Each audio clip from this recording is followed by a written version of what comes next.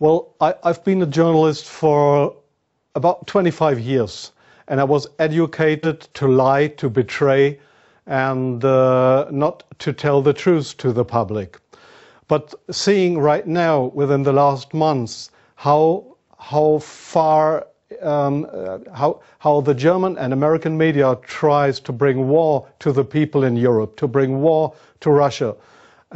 This is a point of no return, and I'm going to stand up and say it is not right what I have done in the past, to manipulate people, to make propaganda against Russia, and it is not right what my colleagues do and have done in the past, because they are bribed to betray the people, not only in Germany, all over Europe. The reason writing this book was that I am very fearful of a new war in Europe, and I don't like to have this situation again, because war is never coming from itself. There is always people behind it to push for war. And this is not only politicians, this is journalists too. And I just have written in the book how we have betrayed in the past our readers just to push for war, and because I don't want this anymore. I'm fed up with this propaganda. We live in a banana republic and not in a democratic country where we have press freedom, where we have human rights. If you see the German media, especially my colleagues who day by day write against the Russians, who are in transatlantic organizations and who are supported by the United States to do so, well, people like me, I became an honorary citizen of the state of Oklahoma in the United States. Just why? Just because I write pro-American. I wrote pro-American. I was supported by the Central Intelligence Agency, by the CIA. Why? Because I should be pro-American. I'm fed up with it. I don't want to do it anymore.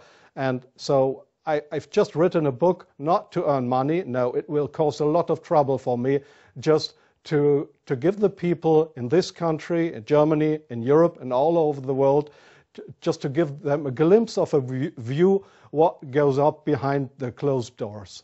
Yes, there is many examples for that. If we go just back to history, if you go into the year 1988, if you go to your archives, you will find in March 1988 there was in Iraq, in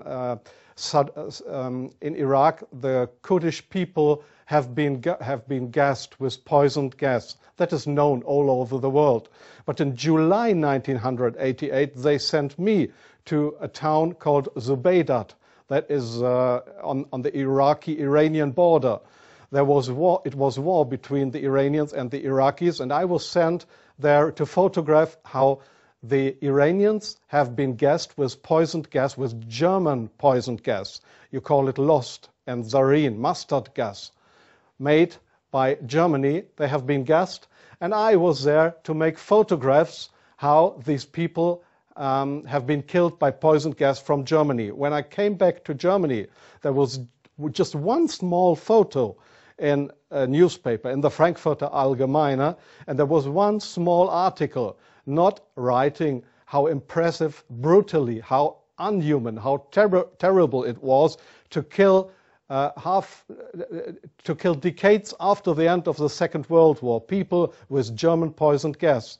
So this was a situation I feel misused for having been there, and just to give a documentary what has been done, but not being allowed to cry out to the world what we have done behind closed doors. Up to today, it's not well known in the public that with German public gas, there have been hundreds or thousands of people gassed in this city of Svoboda. Now, you ask, what have I done for intelligence agencies? So, please see, most of the journalists you see in foreign countries, they claim to be journalists, and they might be journalists, European or American journalists, but many of them, like me in the past, are so-called non-official cover. That's what the Americans call that. I have been a non-official cover. Non-official cover means what? It means you too work for an intelligence agency. You help them if they want you to help them, but they will never, when you are locked, or when they find out that you are not only a journalist but a spy too, they will never say, "Oh, this was one of our guys." They will not know you. That means non-official cover. So I have helped them in several situations, and I feel ashamed for that too now. Like I feel ashamed that I have worked for a very recommended newspaper like the Frankfurter Allgemeine, because I was bribed by billionaires, I was bribed by the Americans not to report exactly the truth, but I just imagined in my car while I was driving to this interview, I just tried to work out in my brain what would have happened if I would have written a pro-Russian article in the Frankfurter Allgemeine. Well, I don't know what would have happened, but we were all educated to write pro-European, pro-American, but please, not pro-Russian.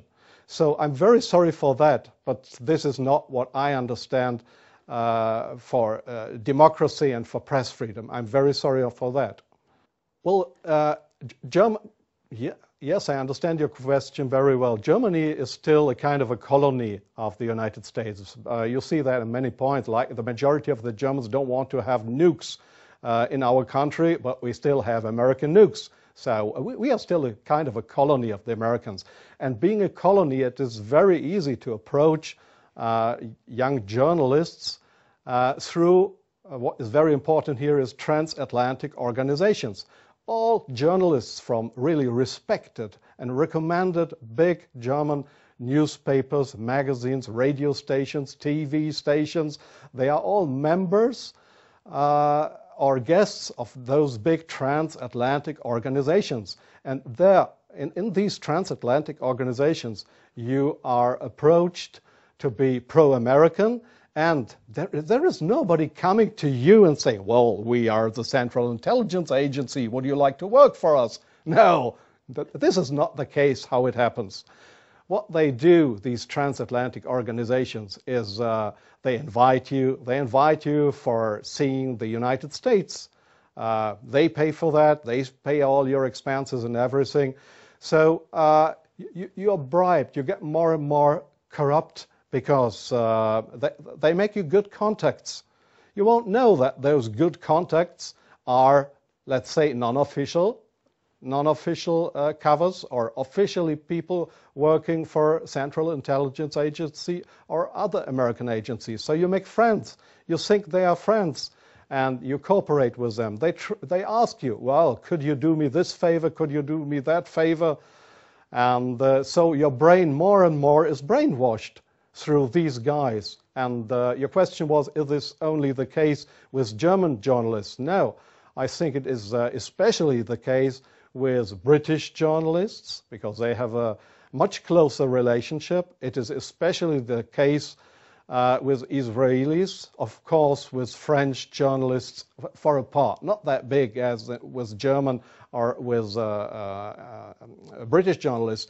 It is the case for Australian journalists, for journalists from New Zealand, from Taiwan, well, there is many countries in the Arab world, like Jordan, for example, like Oman, the Sultanate of Oman.